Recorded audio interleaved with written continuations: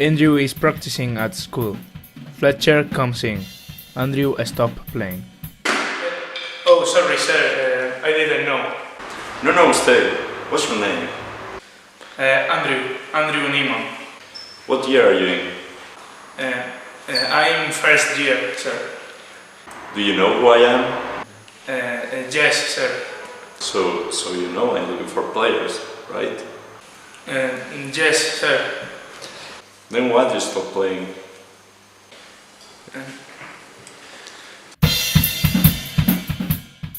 Andrew starts playing again, making a lot of mistakes, then stops.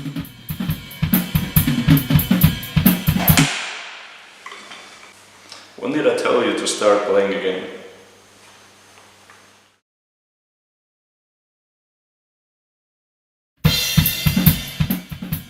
Andrew's voice sounds while he is practicing.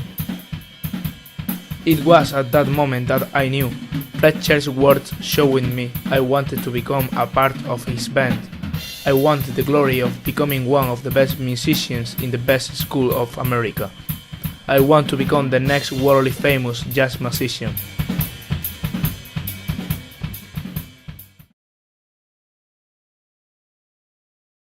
Andrew's taking over the phone with his girlfriend. Hey, what's up? I don't think we should be together. I've been thinking about it, and that's what's going to happen. And I'm gonna to keep pushing what I'm pushing, and it's gonna take more and more time. And because that's happening, I won't be able to spend as much time with you. And even when I spend time with you, I'm gonna be thinking about drumming. I'm gonna be thinking about jazz and my charts and all that stuff. Because of that, you're gonna start to resent me. You are going to tell me to ease up on drumming and spend more time with you. Because you are not feeling important. And I'm not going to be able to do that. And even I will start to resent you only for asking me that. We will start hating each other. For these reasons, I think it's better to cut it off clean. Because I want to be great. I want to be one of the greatest.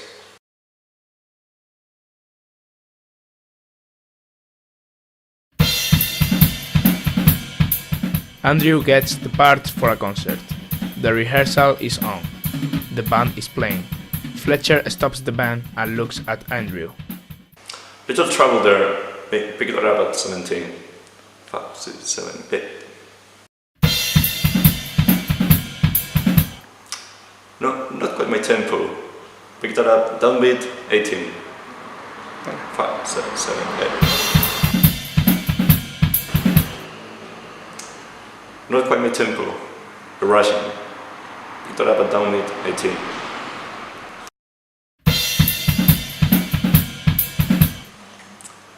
Dragging, just a hair.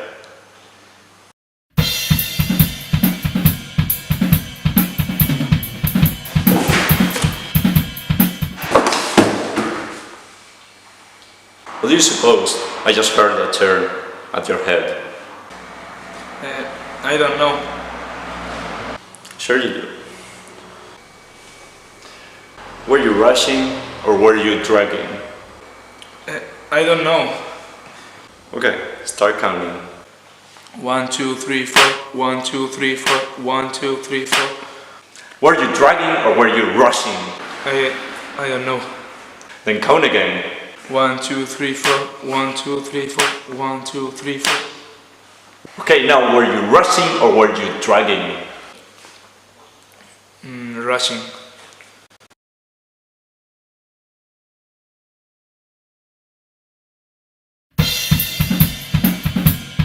Andrew practices insanely.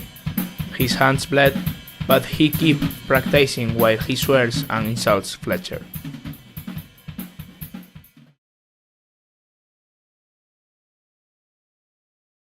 Andrew's late for the concert. His car doesn't work. He rents another one. A member of the band calls him. Hey man, where are you? I'll be 5 minutes late. Tell Fletcher I'll be there.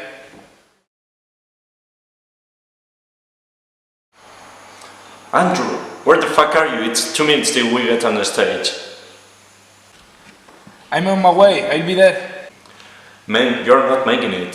Fletcher just said the second drummer is making your part. Tell Fletcher I'm coming. But Fucking tell Fletcher I'll be there or I'll kill you.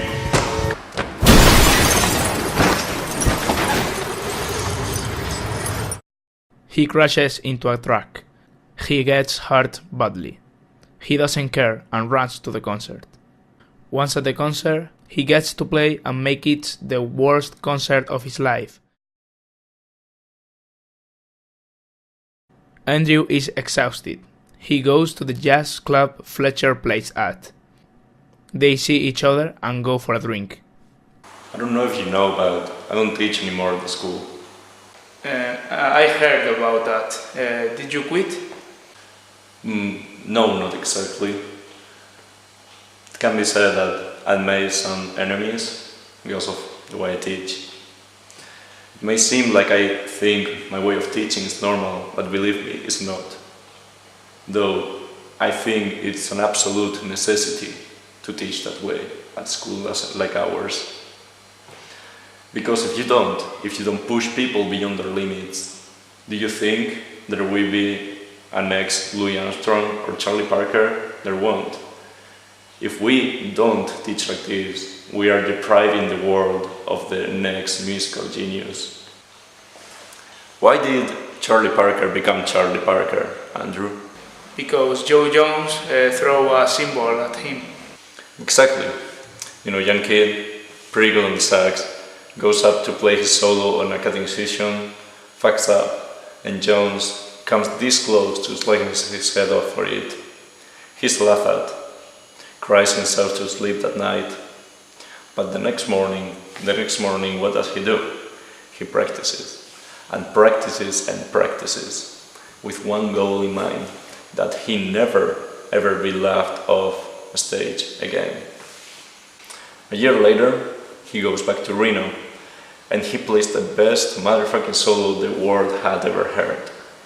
Now imagine, if Jones had just patted young Charlie on the head and said, "Good job," Charlie would have said to himself, "Well, shit, I did a good job," and that would be that.